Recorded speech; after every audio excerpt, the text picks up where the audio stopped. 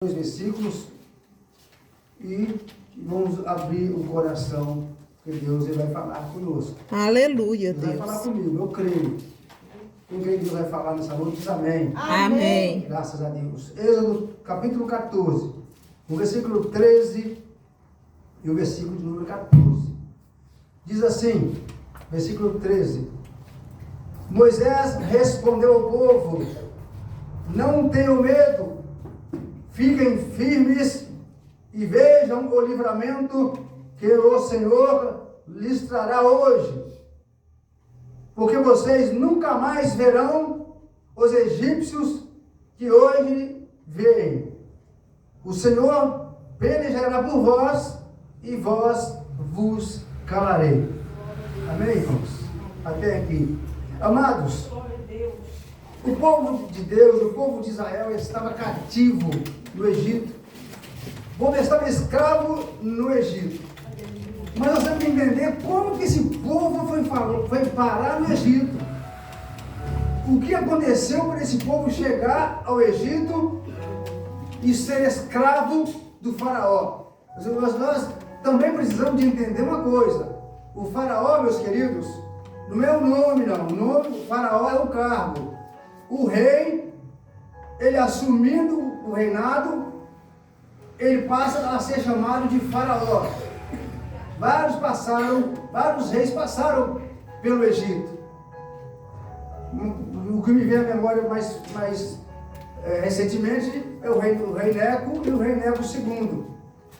Passaram, eles eram reis, mas quando assumiam o reinado, eram chamados de faraó. Mas aí acontece, meus queridos, que estava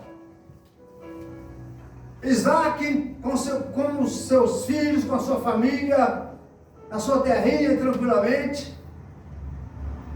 E daqui a pouco acontece que os irmãos de José tramaram contra a vida de José. Arrependendo-se do intento de matá-lo, eles fizeram o quê? Lançaram José numa cisterna rota, a cisterna não tem água, e lançaram ele ali. Pegaram a túnica que José estava usando. Essa túnica, meus queridos, ela foi feita pelo pai de José, com muito carinho, porque Isaac tinha um grande amor pelo seu filho, porque era o último filho que ele tinha gerado, na sua velhice. Era uma grande bênção que Deus dera a José, a Isaac. O que ocorre, meus queridos, é que tiram Isaac da cisterna para vendê-lo, vamos resumir, para vendê-lo a uma caravana. A Bíblia diz que uma caravana de ismaelitas. Vamos entender agora. Caravana de ismaelitas. Então era uma caravana dos filhos de quem? De Ismael. Ismael foi o primeiro filho de Abraão, não com Sara, mas com a escrava. Aí, meus queridos, depois veio Isaac. Isaac gerou seus filhos e veio José, o último. E agora José foi vendido para essa caravana de ismaelitas. Seus irmãos o compraram sem saber. Os seus irmãos ou venderam sabendo que era irmão, porque queriam se livrar dele. Porque muitas das vezes, meus queridos, Deus ele te usa. E tem pessoas que querem ser usadas como você e acaba ficando com inveja. E no caso dos irmãos de José, é porque Deus usava, dava para ele muitas visões. E dava também as interpretações das visões. Mas duas visões muito nítidas que José não precisou de interpretar. Foi a primeira visão dos feixes de lenha. Ele e seus 11 irmãos juntaram feixes de lenha. E naquela visão, José vê que o feixe de lenha dele fica em pé. E os outros feixes de lenha ficaram encurvados. Encurvado de frente para aquele feixe de lenha que estava em pé. Ele conta o sonho, os irmãos ficam revoltados. O quê? Nós, sendo mais velhos, nós vamos nos inclinar para você. Você está dizendo é isso? E ficaram revoltados demais com José. Aí José tem outro sonho. Ele vê quem? Ele vê o sol na visão. Nesse sonho ele vê o sol e também vê a lua. Olha que interessante, o sol e a lua juntos. Você tem que entender os mistérios de Deus. Quem pode fazer isso acontecer é só Deus, irmãos. Aleluia. O sol e a lua. E o que aconteceu? Ele disse que haviam 11 estrelas e o sol e a lua, e todos se encurvaram-se. E o que acontece com o pai de José quando ouve? Ele chama a atenção de José. José está dizendo que eu, a sua mãe e seus 11 irmãos nos curvaremos diante de você. José não disse nada, porque foi uma visão que Deus deu para ele. E se Deus deu uma visão, querendo ou não, vai se cumprir. Nós temos só que tomar cuidado, porque tem visão, irmãos, que a pessoa não interpreta, não sabe interpretar e fala para a gente umas coisas que não tem nada a ver, ela bate a fé da gente. E tem também revelações e profecias que a pessoa passa para a gente que acaba jogando a pessoa na enfermidade e outros morrem. Desvia da presença do Senhor e acabam morrendo sem salvação, porque é uma revelação que não veio de Deus. E abate a pessoa. Abate o irmão e abate a irmã. E nós temos que ter muito cuidado. Mas José falava o que era de Deus. Amém. E Deus mostrava para ele. E agora o pai de José fala para ele: olha, vai lá ver seus irmãos, estão apacentando as ovelhas, e até agora não voltaram. Diz que aconteceu uma coisa. José vai, alegre, né? Encontrar com os irmãos. Chega onde os irmãos deveriam estar e não estavam. Vê lá um camponês e pergunta para ele: ah, e meus irmãos? Ah, vi sim. Seguiram viagem. Foram com as ovelhas, apacentar as ovelhas mais adiante. E José vai para lá.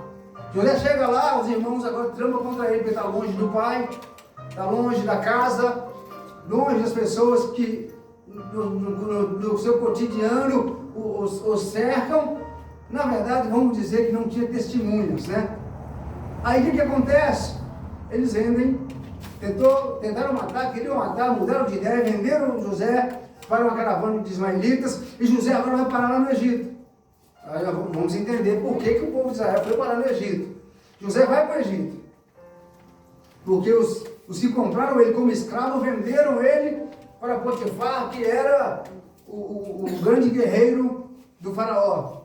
Vende para Potifar. Potifar, meus queridos, alegrou-se com José. Onde José tocava, florescia. Onde José tocava, dava fruto, prosperava. Mas, numa armadilha de Satanás, José foi acusado falsamente, foi lançado na prisão.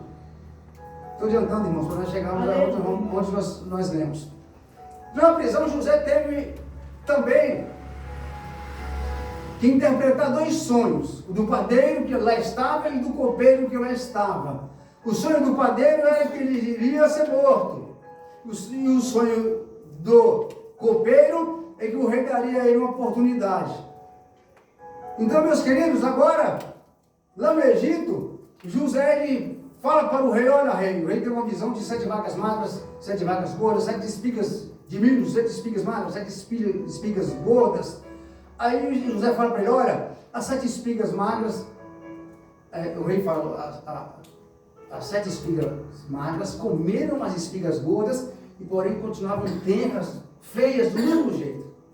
As 7 vacas magras, no sonho do rei, elas comeram as vacas gordas e continuavam magras, magricelas, feias do mesmo jeito. E José fala assim: olha, rei, esse sonho que Deus está me falando é que 7 anos haverá fartura, mas depois de 7 anos haverá também 7 anos de muita miséria, não vai chover, nada que plantar vai prosperar, vai ter muita miséria. E agora o que está acontecendo? O rei ficou preocupado. O que eu vou fazer? Olha, rei, planta muito agora, porque é época de fartura. Se é época de fartura, então planta muito. Faz um celeiro grande, coloca ele na parte alta. Vai ficar bem guardado. Tudo que você plantar, colhe, saca e guarda ali naquele celeiro. Porque o rei terá alimento para todo o seu povo, para a sua casa, para o seu povo. E ainda vai vender para os outros povos e lucrar com isso. Aleluia. Amém. Louvado seja Deus. O rei ficou feliz demais. Nossa, resolveu o problema então? Eu não vou ficar pobre, eu não vou sofrer, porque eu vou plantar agora. E depois eu vou ter para mim, para o meu povo, e ainda vou ter para vender. José, é isso mesmo. Então vamos fazer o seguinte, já que você é que decifrou, que você que sabe, é você que vai fazer. Eu vou te levantar como governador e você vai ser a última pessoa abaixo de mim. E abaixo do rei era José. Potifar agora perdeu também aquela mordomia que ele tinha com o rei. José agora governava tudo. Todos deveriam prestar reverência a José. Deus pega, meus queridos, tira do calabouço, tira da prisão, tira lá da cadeia pública, tira lá da penitenciária e levanta. Se quiser, Deus levanta e faz do homem um grande pregador, da mulher uma grande pregadora, do homem um grande louvorista, da mulher uma grande louvorista. É só crer. É só buscar a presença de Deus, que Deus ele quer te usar. É preciso que você agora abra o seu coração e deixa Deus trabalhar, deixa Deus te usar. Aleluia. Aleluia. E agora, meus queridos, o que José faz? Planta muito, colhe muito e chega a seca. Chegando a seca, o que acontece? O povo agora, meus queridos, de familiares de José, o pai, a mãe, os irmãos, eles foram morar nas terras do lado do palácio do rei, terras boas de se cultivar. Ele falou para o rei que o povo dele estava passando dificuldade, porque eles não tinham plantado, e o rei permitia. E o rei gostava tanto de José, disse, não, pode vir, onde você quer que eles fiquem? Meu povo é lavrador, o que eles estavam fazendo? Meu povo é lavrador, meu povo só planta. Meu povo planta e cuida de ovelhas. Ele disse que planta, ovelhas eu estou conjecturando. Então o que acontece? Foi para uma terra do lado do palácio do faraó, e plantando e vivendo e alegre, crescendo. Mas aí, meus queridos, sabe o que acontece? Aquele faraó morreu, aquele rei morreu, e o outro rei se levanta. E levanta um rei que olha para aquele povo e fala e pensa consigo, peraí, aquele povo não é da nossa linhagem, é povo estrangeiro, e está lá, não faz nada, não trabalha. Trabalhava assim, o povo trabalhava na lavoura, o povo trabalhava com as ovelhas, o povo adorava a Deus, era um povo abençoado por Deus, o povo de Israel, e Deus prosperava de forma tremenda aquele povo. E acontece agora, esse rei manda pegar aquele povo, levar para o Egito para construir muralhas. Porque a muralha, os muros do Egito estavam fragilizados, ainda não estavam preparados para suportar um grande ataque, e o rei logo pensou nos ataques, nas guerras, e colocou o povo para trabalhar. E o povo trabalhando. Até que chega o dia que Deus manda Moisés para ir lá falar com o rei, com o faraó, para libertar o seu povo, deixar o seu povo sair, porque Deus queria falar com o seu povo no deserto, em particular. Ele endureceu o coração, Deus manda uma praga, e manda 10, e manda 11, e manda 12 pragas. Na última praga, meus queridos, que foi a morte dos filhos primogênitos de todo o povo do Egito e também de todos os animais. O faraó tremeu, se estremeceu, não sabia agora o que fazer. Peraí, perdi meu filho. Vai lá, manda um soldado dele, vai lá no arraial dos hebreus, vê se eles estão chorando, se eles perderam também os seus primogênitos, vê como é que está. Mas Deus tinha avisado, Deus ele vai te avisar sempre. Sempre que tiver vacilado da tua vida, Deus ele vai falar na palavra, Ele vai te falar em sonhos. Deus, Ele vai te falar. Deus, Ele sempre nos avisa. Deus sempre, meus queridos, Ele quer que nós tenhamos ciência que o mal está logo ali, para nós orarmos mais, jejuarmos mais, consagrarmos mais e buscar a Ele mais.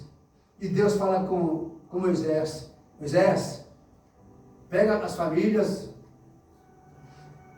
e cada uma família vai matar um novilho, vocês vão oferecer a mim assado, e quando for a meia-noite, o anjo da morte vai passar. Pega o sangue do holocausto e passa no umbral das tendas, porque onde tiver a marca do sangue, ele não vai passar. Onde a marca de sangue estiver, o anjo da morte não vai entrar, ele vai passar direto. Mas é tão interessante que eu me lembro quando o povo profetizou, né? Quando pergunta para o povo: vocês querem que soltem a Jesus ou Barrabás? Eles disseram que ele que soltasse Barrabás. E ele disse: eu não vejo nenhum crime nesse homem. Eu vou lavar as minhas mãos. E o povo grita: que o sangue dele seja derramado sobre nós e sobre os nossos filhos. O povo profetizou, meus queridos, que o sangue de Jesus, ele teria que ser derramado, para que nós pudéssemos hoje estar aqui. Ele morreu na cruz, derramou sangue, sofreu, foi torturado, mas hoje estamos aqui louvando esse Jesus maravilhoso. Aleluia. Glória seja dada no teu nome. Em passar o sangue, irmãos, a poder no sangue de Jesus. Deus manda passar o sangue. Já parece que Deus já estava vaticinando que o sangue de Jesus seria derramado, porque já havia sido profetizado, e o sangue de Jesus é poderoso para nos purificar de todo pecado. E agora eles estão no arraial, e Deus fala: pois é, essa família que for poucos, que sobrar, dá para aquela família que tiverem mais, que for grande, para que todos comam e se fartem. E assim foi feito. Quando chega o soldado de Faraó e olha o arraial dos hebreus, está todo mundo feliz, todo mundo alegre, está louvando, está glorificando a Deus. E eles já sabiam que tinham morrido todos no Egito, mas estavam dando louvores a Deus pelo livramento que Deus os deu. Eu não quero dizer para os amados irmãos que eles estavam louvando a Deus porque Deus matou os egípcios, os primogênitos dos egípcios, dos animais que estavam no Egito, mas não, porque Deus dera grande livramento. Os primogênitos deles não morreram, estavam felizes. Os animais, os primogênitos dos animais deles não morreram, porque uma única coisa: obedeceram a Deus. Se quer conhecer a vida, obedeça a Deus. Se quer se deparar com a morte, vira as costas para Deus. E o povo de Israel obedeceu e viveram. Agora, meus queridos, o faraó chega para eles e fala assim: olha, esse Deus vai acabar, esse Deus dos céus vai acabar matando todos nós. Então vocês podem ir embora. Podem, vamos embora, vamos rápido. Aí Deus usa Moisés e começa a pedir: olha, nós precisamos de mas sair com alimento, nós temos que ter alimento. Alimento pode pegar o que vocês quiserem, não encher as vasilhas, né, os sacos, né, e colocar sobre as mulas, sobre os jumentos, sobre os camelos, sobre os animais que eles tinham, todos os animais que eles tinham. Colocou muita comida, colocou muita roupa fina, que Faraó mandou dar para eles de presente. E saíram de lá com muito ouro, irmãos. O povo de Israel era um povo muito perseguido, porque todos sabiam que aquele povo era muito rico, porque quando saíram do Egito, Faraó enriqueceu o povo de Deus. Aleluia, meu Deus. Quando você sair, aleluia, do caminho que não agrada a Deus e passar a andar no caminho de Deus, Deus vai te enriquecer, Deus prosperará. Ele diz que prospera aquilo que você planta na seara, na casa dele. Ele prospera 100, 60 e 30 vezes mais. Ele cumpre com a sua palavra. E Deus agora começa, meus queridos, a trabalhar. E o povo sai em direção ao Mar Vermelho. A Bíblia diz que de dia havia uma nuvem que dava sombra para não serem castigados pelo sol do deserto. À noite, meus queridos, uma coluna de fogo, uma grande nuvem de fogo ia, clareava o caminho deles e também os conduzia na direção. Andavam, meus queridos, eles andavam em linha reta, não faziam curva, porque seguiam a nuvem de dia. Debaixo da sombra da nuvem eles iam. Seguia a coluna de fogo à noite. No clarão daquela coluna eles andavam sem pisar, em nada que fizessem tropeçar. E chegaram, meus queridos, lá em frente ao Mar Vermelho. Quando passam os 7 dias do luto, porque a tradição era que o morto tinha que ser velado durante 7 dias. Passou o luto, sabe o que Faraó fez? Faraó começa agora a endurecer o coração. Deus disse: eu vou endurecer o coração de Faraó. Ele vai ir atrás de vocês. E Deus endureceu. Aí o Faraó falou assim: olha, o que nós fizemos? Nós deixamos ir embora aquele povo. Perdemos os nossos escravos. Aleluia. Não, ele não perdeu os escravos. É o povo de Deus que estava sendo escravizado, que agora estava sendo liberto. Aleluia. Para atravessar o Mar Vermelho e chegar do outro lado. A Bíblia diz, meus queridos, que Faraó pegou todas as suas carruagens e também as 600 carruagens, as melhores que ele tinha, umas 600, com 600 oficiais preparados. E foram atrás do povo de Israel. E agora o povo está de frente do Mar Vermelho. Deus tira eles do Egito. E eles chegam de frente do Mar Vermelho e não tem agora como atravessar o mar. Não tem como atravessar o mar.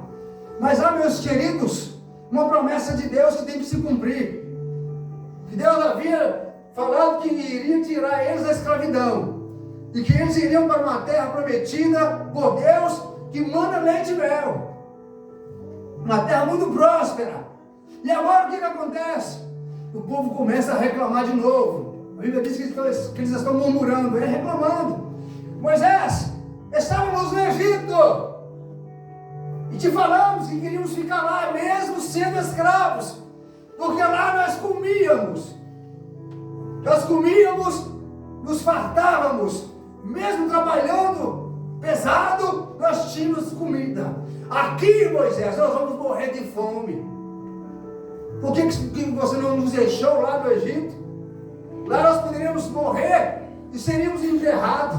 Aqui nós vamos morrer, Moisés, de fome. E ainda as feras vão comer os nossos cadáveres, porque não terá quem nos enterre. Moisés, meus queridos, ele afasta e vai orar a Deus. E vai falar com Deus.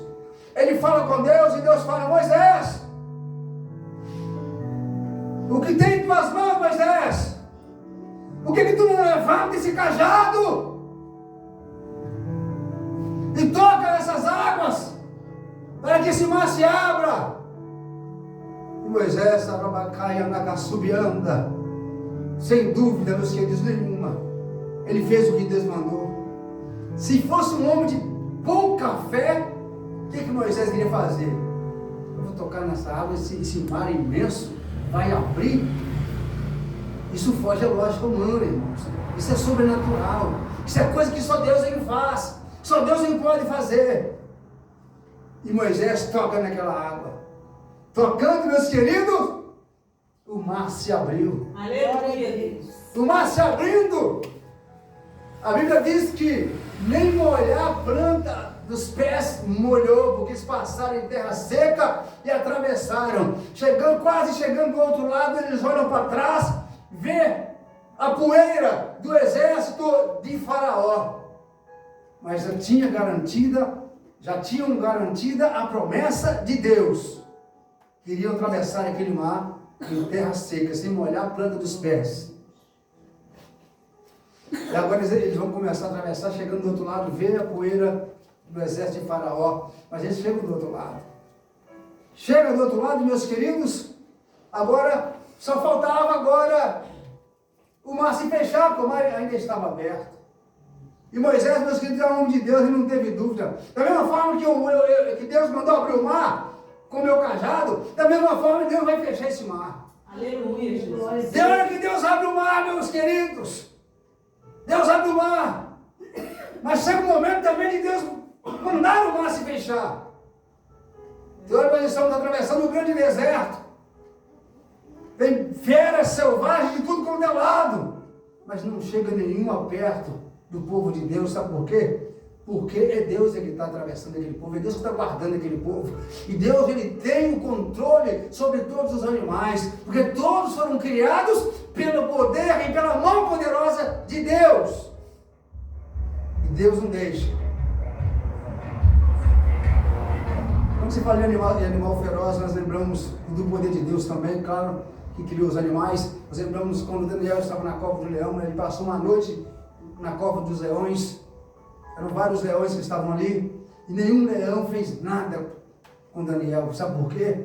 Porque Deus, ele tem o controle de todas as coisas, ele domina os animais, os peixes que estão no mar. O grande peixe foi lá e pegou Jonas e conduziu Jonas para o fundo, porque Deus assim o quis. Não aconteceu nada com Jonas, nem o fel que havia naquele peixe, que era suficiente para derreter o corpo humano, não fez mal nenhum a Jonas.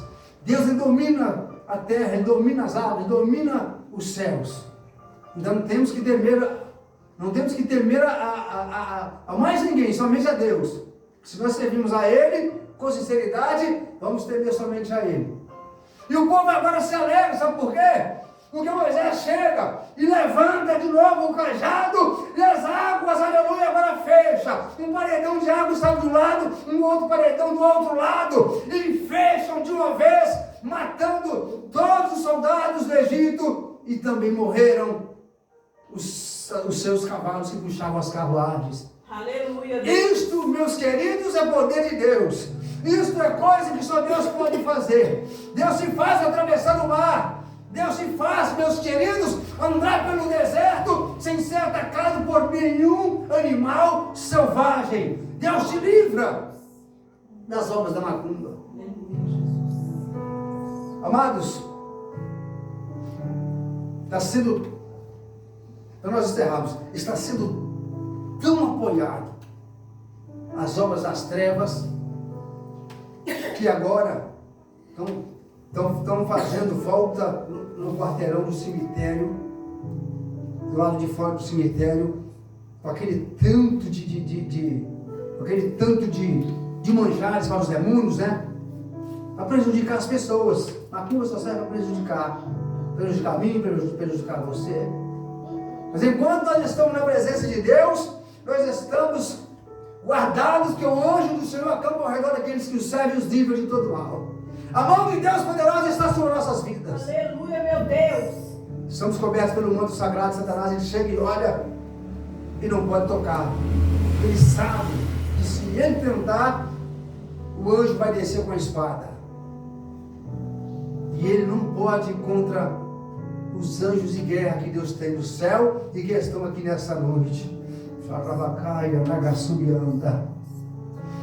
Não tem, meus amados, na história da Bíblia, um milagre maior que esse, a não ser quando Josué, que lutava contra o exército amalequita, e eles sabiam que o exército amalequita lutava de dia, da mesma forma como ele lutava à noite, da mesma forma como lutava de dia. Era um exército acostumado a lutar à noite, o exército de Israel não. Aí Josué olha para o sol e fala: sol, para aí! Deu uma ordem para o sol. Ele era homem de Deus, era um grande homem de Deus, e Deus estava na frente daquela situação. Ele olha para a lua e fala: lua, detenha-se no vale de Ajalon. A lua estava subindo, parou, o sol estava descendo, parou, continuou o dia, e eles lutaram. Depois que eles venceram toda a batalha, o sol desceu, a lua subiu, se tornou noite. Isso Deus faz, irmãos, para a igreja dele. Nós estamos diante de uma situação, de um quadro nos dias de hoje, chegando para o final dos tempos, onde não se pode, meus queridos, falar abertamente em determinados lugares que Deus é Senhor, que Deus é o Criador de tudo, que Ele é poderoso e só Ele é Deus. Não pode falar que Jesus Cristo é o Salvador do mundo. Jesus Cristo salvou a humanidade dos pecados, libertou a humanidade dos pecados da humanidade. Não pode se falar. Muitas pessoas estão morrendo porque estão pregando o Evangelho. E nós estamos aqui, meus queridos. Ainda podemos pregar esse Evangelho. Ainda podemos pregar o Evangelho. Podemos pregar a palavra da cruz em qualquer lugar. Aqui no Brasil. Estão começando a cessar algumas coisas, mas ainda podemos pregar. Você pode pregar. Você pode, aleluia, levar a palavra da cruz. Você pode levar para o caído e ajudá-lo a se levantar. Você pode pregar para a pessoa que outrora você viu ele no altar e sendo usado, e agora ele está lá na Cracolândia. Você pode pregar para ele. É tempo, meus queridos, nós pregarmos. A Bíblia diz, meus queridos, insta a tempo e fora de tempo. Isaías no capítulo 48, ele diz, aleluia, não detenha os seus pulmões. Não detenha os pulmões é o quê? Fala alto, grita, insta a tempo e fora de tempo. Mas anuncia, aleluia, que Jesus Cristo é o Salvador. Que Deus tem oportunidade para toda a humanidade. Aleluia. Deus não escolheu ninguém como melhor nem como pior, nós somos todos iguais perante Deus. A salvação que Ele tem para um, Ele tem para toda a humanidade. O mesmo paraíso celestial, a mesma Canaã celestial que Deus preparou, aleluia. Ele preparou para todos igualitariamente, todos vão gozar, aleluia, de uma cidade maravilhosa, feita pelas mãos de Deus. Louvado seja o nome do Senhor. Meu Deus. Eu só vou passar aqui para o varão, mas só não, você não falou ainda, Wesley, não esqueça, cada um do meu sobrinho, não tem como esquecer. Irmão Wesley, presta atenção, como que Deus é maravilhoso.